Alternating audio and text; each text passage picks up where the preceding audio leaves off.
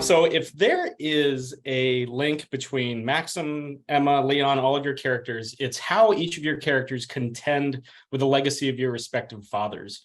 Like, how was it kind of like, bringing that to your performance and to the background of your characters? But it also helped with the fact that Lloyd is probably the most experienced out of all of us. So as an actor, so I kind of felt kind of working alongside Lloyd that his experience helped solidify my choices as an actor as well. And I was definitely kind of a little bit your legacy as an actor. Oh God, me really building you up here. Your legacy as an actor. I can interrupt you because he was asking about your character, not about the relationship between you and I. Oh, really? Yeah. My character? Yeah, I'm so sorry. Yeah, it's good. I've saved myself. Yeah. I've saved myself. Life imitates art. Life imitates art. But continue. I think my character is definitely wanting to fulfill my father's kind of dream and destiny, or as well as it's kind of societal expectation that you do as your father.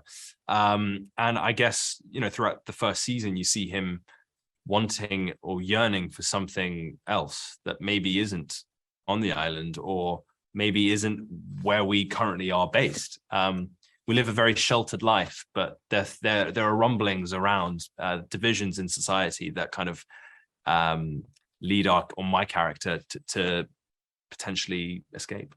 I think my character has an immense respect for her father, and she's very happy that he's made this decision to bring the family to the city. It's a place she's always wanted to go. She's fascinated by it.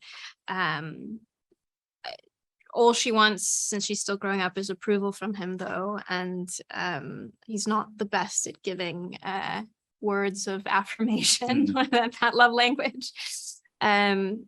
So yeah, there's a bit of neglect in that relationship that affects her in a few ways, good and bad. But obviously he's a really good actor as well at the same time, right? Yeah.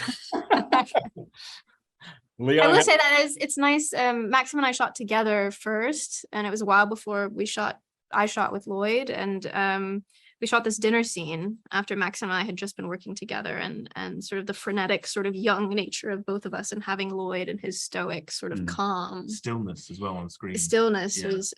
You keep pulling me into that, but that's Elendil, right? No, isn't it? That's who he is. He's quite. No, who knows? Yeah, no, deep voice though as well. No, it's both. Sorry, It's yeah. Sorry. Leon, anyway, to you and Palazon. Kemen has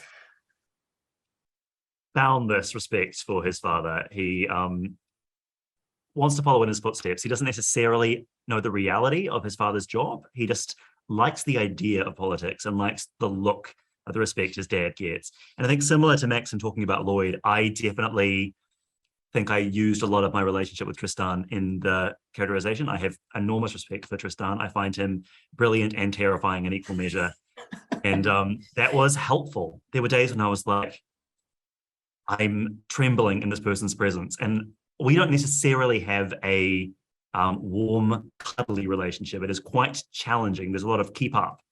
And yeah, there were moments where I was like, I don't know if I'm acting anymore, if I'm just trying to be as good as Tristan. It's the beard. It's Tristan's beard, isn't it? It is such a good beard. It's truly majestic. Lloyd, and Maxim, I'm sure you've got this question a bunch, but it's interesting. Both of your characters in the text, if it's music, we know the coda of your character's stories. We just don't know the stanzas leading up to it. I think that's how music works. And how is it like filling that space and kind of like underscoring the tragedy of how we know where they end up? I like the music analogy, like between a tenor and a bass and those different sounds that they make along the way. But yeah, that's the great privilege, responsibility, and pressure and excitement about playing. Well, at least I'll speak for myself and playing Elendil. Tolkien has put these little signposts along the way on their journey. We know certain events happen to them. We know, from my case, we have to get Elendil to leading with Gil-galad, the last alliance of elves and men, and having this self-sacrificial death at the end when he's trying to defeat Sauron. And that means that the people who know their lore and the fans of Tolkien deeply understand, he's a hero, this is an archetypal hero. And that means that there's emotional reaction to this character, but we don't really know who he is. And so we're going to open him up. And I think if Tolkien were writing this story, if you take Tolkien's themes, which are everyone, be you elf dwarf, human or Númenórean, everyone is subject to the fall. Everyone is subject to pride, vanity, ego, the battle between head and heart, between what you should do, your reluctant journey towards your fate. And I think, and I hope, what we'll show in Elendil is that fully fallible side of human nature, that sometimes he will make the right decisions and sometimes he'll make the wrong ones, and most of the time he'll be buffeted by events well beyond his control. Yeah. I like the music analogy, because I sometimes think like destination isn't as exciting as the journey towards that place. So that's what we are exploring in this show, is like you know exactly where these two characters kind of end up, but it's the how. So every time we get a script, it's excitement and joy, because we find out how we get slightly closer and nearer to the end destination. Yeah. Emma, I find that your character is at a fascinating point of her life. I mean, she's at a point where the idealism of youth has yet to burn out and the cynicism of adulthood has yet to really fully sink in. Exactly. How is it playing in that very kind of vital space?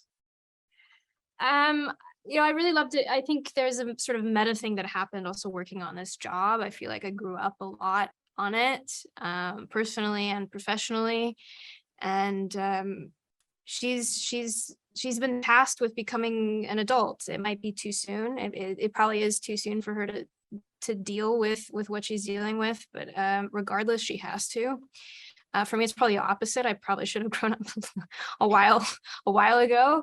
But the question was what?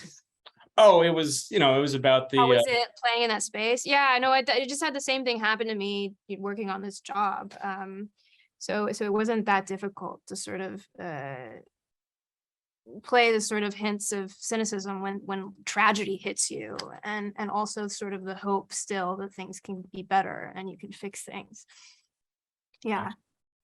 Oh, and that is my time. Guys, thanks for taking time to sit with me. The show is fantastic. You all do a good job, and it is available to stream on Prime Video on September 2nd. Thanks again, y'all. Nice one. Bye-bye.